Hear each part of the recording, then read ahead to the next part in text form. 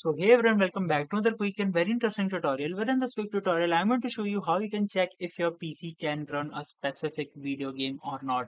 Now, in order to do it, all you need to do is to just simply open any of the web browser you have, and here you have to search for systemrequirementslab.com/CYRI. That means can you run it? And now just simply go to this URL and be very careful with the URL. You won't be able to reach this particular website.